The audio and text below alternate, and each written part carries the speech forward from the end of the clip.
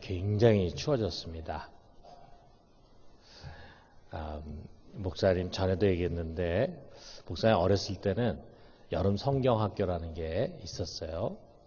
그래서 월요일부터 토요일까지 일주일 동안 하루에 3번 집회하는데 새벽, 오전, 그 다음에 저녁 이렇게 3번 집회를 하는데 매번 갈 때마다 도장을 이렇게 받는 거예요. 그래서 일주일 동안 한 번도 안 빠지면은 아주 푸짐한 상을 줬어요.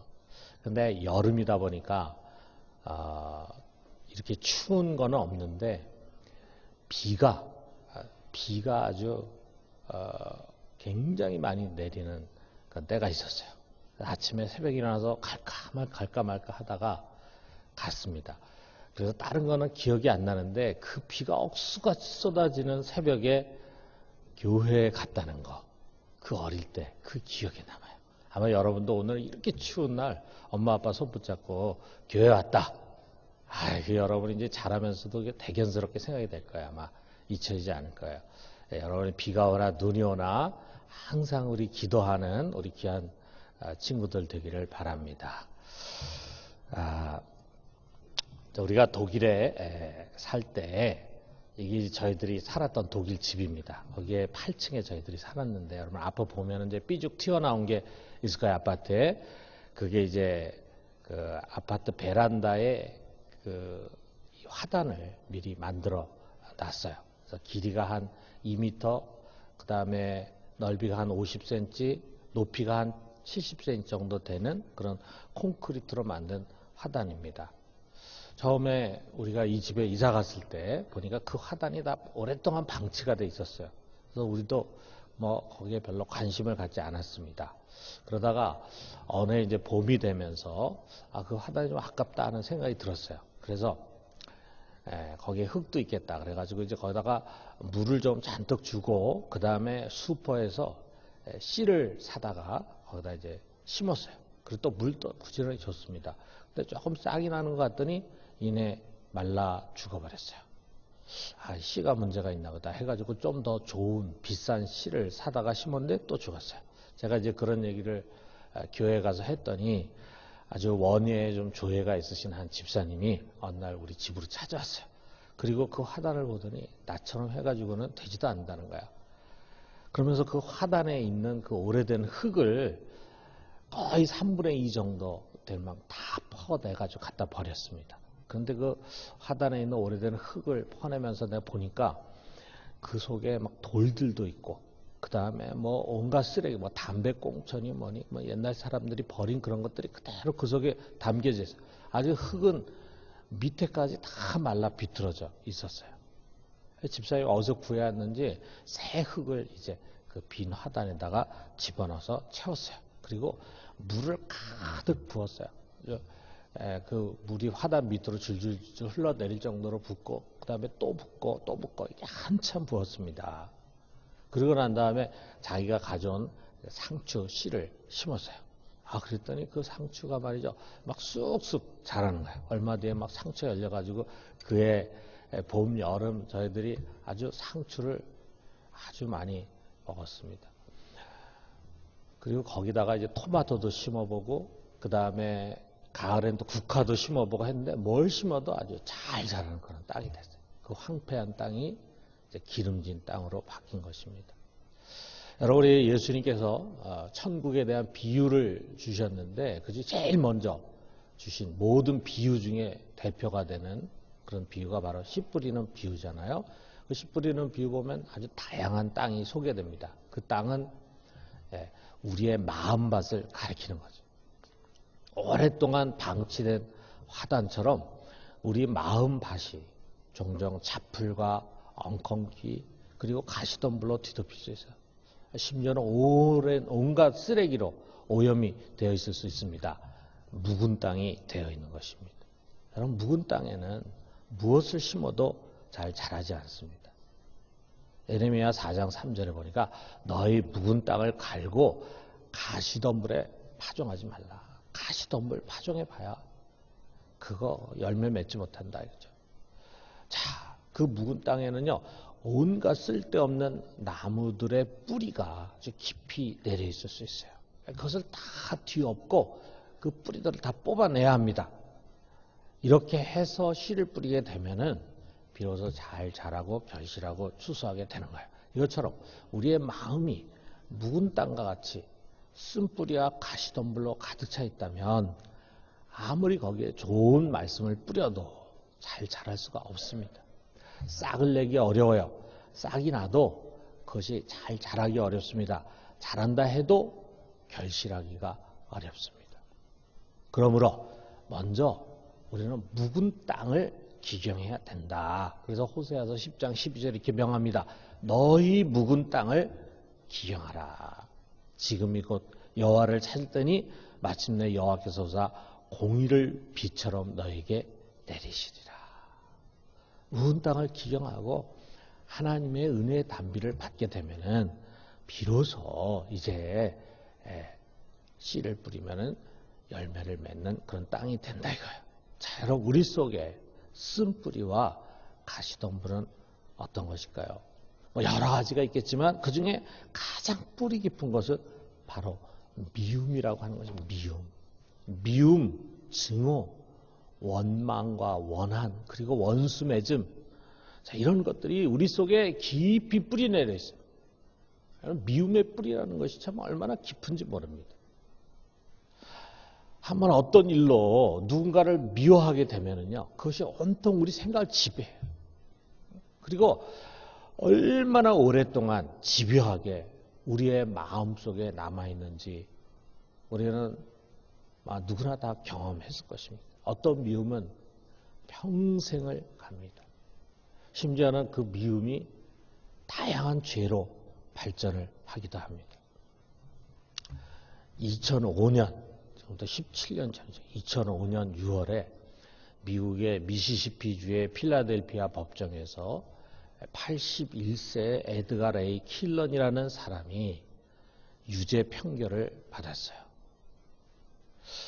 41년 전인 1964년에 미시시피주 네쇼바 카운티에서 흑인운동가 3명이 백인 우월달제인 KKK에 의해서 살해당했는데 그 당시에 전도사였던 킬런이라는 사람이 그 주범이었습니다. FBI가 연방수사국에서 이 사람의 죄를 명백히 소명했어요. 그런데 한 배심원이 전도사에게는 유죄 판결을 내릴 수 없다. 이렇게 끝까지 고집하고 버티는 바람에 결국 그는 석방이 됐어요. 그리고 41년 만에 다시 재판이 열리면서 그에게 최종 유죄 판결이 내려진 것입니다. 이 사건은 1988년에 미시시피 버닝이라는 영화로 만들어져 가지고 유명해졌는데 독일에서는 그 영화 이름을 미움의 뿌리다 이렇게 불렀어요. 그 영화 전체에 이 흑인에 대한 백인의 미움이 아주 절절절 흐르고 있었습니다. 또 그렇게 미울 수가 없어요. 그 미움의 뿌리가 너무 깊어서 지금까지도 이 미국 사회에 치유가 되지 않았습니다. 저는 이 사건을 보면서 이 킬런이라는 사람, 여기에 가장 중심에 섰던 이 킬런이라는 사람을 생각했어요. 이 사람은 교회 전도사입니다. 교회 전도사였어요. 그는 교회를 섬기는 사람이다 보니까 기도하는 사람이었겠죠. 예배를 인도하고 그리고 성경을 가르치는 사람이었을 것입니다. 근데 동시에 그의 마음에 이 뿌리 깊은 미움이 자리 잡고 있었어요. 흑인에 대한 증오, 그리고 그 흑인을 돕는 백인에 대한 증오심, 이것입니다. 그리고 그 미움이 마침내 3명이나 되는 사람들을 잔인하게 살해하는데 앞장서게 했습니다. 우리 성경에 형제를 미워하는 자는 살인하는 자다 라고 하는 그 말씀을 그대로 보여주는 거예요. 자, 여러분, 이런 미움이라고 하는 거 우리는 어디서나 그것을 보게 됩니다.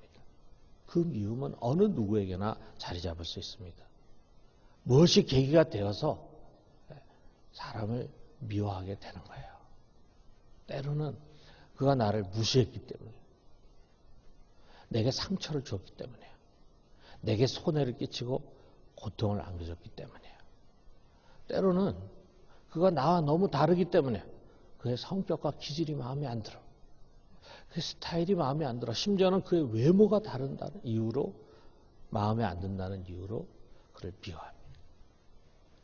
나에게 특별히 해를 끼친 것도 없는데 괜히 싫은 거예요. 미워합니다. 때로는 그가 흑인이라는 이유로, 백인이라는 이유로, 색깔이 다르다, 인종이 다르다는 이유로, 또 그가 민족이 다르다는 이유로, 또 그가 종교가 다르다는 이유로 싫어하고 미워할 수가 있어요. 정치 성향이 달라. 그것 때문에 미워해. 또 이념이 다르다는 이유로 증오할 수 있습니다. 아주 다양한 이유로 우리는 이 미움이라는 것에 빠지기가 쉽습니다. 가족을 미워해요. 가족을. 남편이나 아내가 증오의 대상이 될 수 있습니다. 자식이 왼수가 될 수 있어요. 부모가 가장 만나기 싫고 상대하기 싫은 대상이 될 수가 있습니다. 여러분, 이 가족에 대한 미움의 뿌리라는 것은 다른 여타의 사람에 대한 미움과는 다른 차원인 것 같아요. 이것은 참 깊고 치유되기가 쉽지 않은 것 같습니다. 교인들이 미움의 대상이 되기도 합니다. 교인들이. 잘 지내다가 아주 작은 일이 원인이 되기도 해요. 돈 10만 원 때문에 다시는 안 보는 사이가 되기도 합니다. 한쪽은 돈을 분명히 줬다 그러고 한쪽은 돈을 받지 않았다는 거예요. 진실 공방이 막 이어집니다. 근데 뭐 둘 사이에 일어난 일이니까 누가 그걸 알 수 있겠어요. 그런데 진실 공방에서 더 나아가서 이제 미움이 증폭돼. 이제 돈의 문제가 아니라는 거죠. 어떻게 저렇게 뻔뻔하게 거짓말을 할 수 있는가. 집사라는 사람이 뭐 이러면서 그러다 보니까 이제 꼴 보기도 싫어져. 벌써 미움의 뿌리가 마음속에 내려진 거예요. 그러니까 나이가 들다 보니까 뭐 주고받는 것에 대한 기억을 제대로 못할 수도 있잖아요. 우리가 그렇게 이해하면 되는데 그렇게 이해하려고 하지 않아요. 어쩌면 우리의 마음밭을 캐보면은 이런 잡초와 엉겅퀴, 돌들로 가득 차 있을지 모릅니다. 수많은 사람들 이런저런 사건에 치면서 우리들 속에 차곡차곡 쌓여진 숯뿌리들이 가득 차 있을지 몰라요. 그런 마음밭에 좋은 말씀이 뿌려진들 잘하겠습니까? 은혜가 부어진들 담겨지겠습니까? 그런 마음밭을 그대로 갖고 있는 채 살아있는 신앙, 생명력 있는 영적 생활이 가능하겠습니까? 어떻게 해야 되겠어요? 어떻게 우리의 이런 마음밭이 치유가 될 수 있겠습니까? 이 시간에 우리는 보혜사, 돕는 분으로 오신 성령께 간절히 의탁합시다. 내 속에 미움을 치유받고 싶습니다. 아주 뿌리채 것을 뽑아서 다시는 내 생각이나 입술로도 미움을 표현하지 않는 그러한 마음밭을 갖고 싶습니다. 우리가 이렇게 기도해요. 여러분, 이것은 정말 너무도 중요한 것입니다. 그러면서 우리의 눈을 예수님께 돌려봐요. 예수님 당시에 유대인들 속에도요, 이런 미움의 뿌리가 깊게 내려져 있었습니다. 그들은 사마리아인을 미워했어요. 이방인을 미워했어요. 또 자기들 사회 속에 있는 죄인들을 사람 취급하지 않고 미워했어요. 미워하는 사람들이 많았습니다. 예수님은 그 이유를 이렇게 말씀하십니다. 43절에 보니까 또 내 이웃을 사랑하고 내 원수를 미워하라 했다는 것을 너희가 들었으나 내 이웃은 사랑하지만 내 원수는 미워해라. 사랑은 같은 우리 유대인 동족에게만 하는 것이다. 유대 공동체 안에 들어있는 사람에게만 하는 것이다. 이런 그릇된 가르침이 그들의 미움을 정당화했어요. 그러나 예수님은 하나님의 참된 뜻을 가르칩니다. 44절에 이 말씀 하시잖아요. 우리 같이 한번 읽어봅시다. 나는 너희에게 이르노니 너희 원수를 사랑하며 너희를 박해하는 자를 위하여 기도하라. 44절. 성경이 어떻게 다른 게 나왔네요. 오늘 44절에 있는 말씀. 나는 너희에게 이르노니 너희 원수를 사랑하며 너희를 박해하는 자를 위하여 기도하라. 자, 이 말씀대로 주님은 자신을 증오하면서 십자가에 못 박는 못된 무리들을 바라보면서 하나님께 이렇게 기도했습니다. 누가복음 23장 34절에 보니까 아버지 저들을 사하여 주옵소서 자기들이 하는 것을 알지 못함이니이다.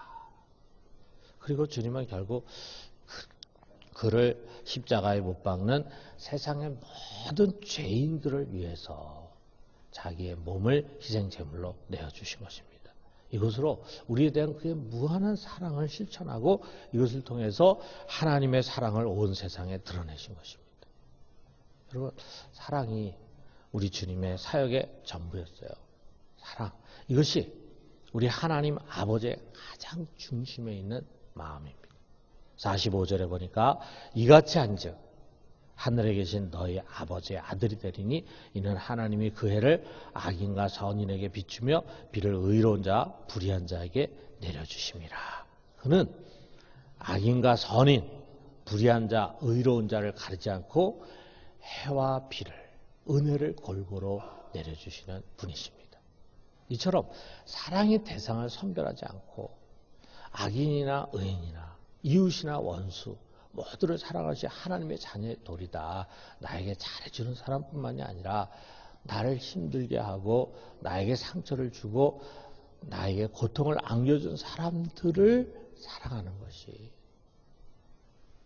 그와 같은 사랑을 우리에게 보여주신 하나님을 아버지라고 부르는 자들의 올바른 도리라 이거죠. 여러분, 우리의 신앙은 사랑하는 것입니다. 사랑은 어려운 것이지만 그러나 사랑하는 것이 우리의 신앙입니다. 자비를 베푸는 것입니다. 용서해 주는 것입니다. 이것이 우리 그리스도인들의 직업이에요. 우리가 늘 해야 하는 일입니다. 여러분, 우리의 모든 일에 모든 사역의 동기는 사랑이 돼야 합니다. 사랑이라는 것이 그저 용돈 주고 달래주고 그래 너 잘한다 항상 칭찬만 해주고 하는 것이 사랑이 아니겠죠. 때로는 우리가 자녀들에게 매를 들고 징계를 줘야 할 때도 있겠죠. 그것도 사랑의 마음으로 해야 합니다. 나의 분노나 혈기가 아니에요. 미움과 분풀이는 더더욱 아닙니다. 여러분, 우리 교회 사역도 시기나 질투나 명예심이 아닌 사랑으로 하는 것입니다. 로마서 13장 8절에 보니까 이런 말씀이 있어요. 자, 우리 같이 한번 읽어봅시다. 비차 사랑의 빚 외에는 아무에게든지 아무 빚도 지지 말라. 남을 사랑하는 자는 율법을 다 이루었느니라. 사랑이 전부. 남을 사랑하는 자는 모든 계명을 다 지킨 것이다. 무엇보다도 우리는 이 사랑의 빚을 통해서 미움의 어둠을 치유해 가야 합니다. 여러분, 내 속에 미움이 뿌리를 내리지 않도록 항상 잘라내야 돼요. 우리가 뭐 사람이다 보니까 감정이 있다 보니까 어느 한순간에 어떤 문제에 부딪히면은 내가 상처를 받거나 어려움을 당하면은 그 사람이 미울 수 있겠죠. 미움의 감정이라는 게 뭐 전혀 안 생길 수 없겠죠. 자, 그런데 그것이 오래가게 해서는 안 됩니다. 그것이 내 속에 뿌리를 내리게 해서는 안 됩니다. 수시로 찾아올 수 있는 누군가에 대한 미움을 떨쳐내야 됩니다. 이것을 위해서 우리가 기도하고 노력해야 돼요. 그러다 보면은 하나님이 우리 마음에 그런 마음을 주세요. 그때는 막 감정이 격하고 그런 일을 당했을 때는 막 미움의 감정이 내 마음을 막 사로잡는 것 같았는데 점차로 시간이 지나면서 그를 이해하게 되고 용서하게 되고 불쌍히 여기게 되는 마음을 성령이 주신다 이거예요. 자, 여러분, 우리 속에 미움이 뿌리가 내리지 않도록 하는 이것은 상대방을 위한 것이기 이전에 바로 나를 위한 것입니다. 여러분, 우리 한 해를 시작하면서 우리 속에 묵은 땅을 기경합시다. 그리고 이웃을 사랑하고 원수를 사랑하는 우리 모두가 되기를 주님의 이름으로 축원합니다. 우리 주신 말씀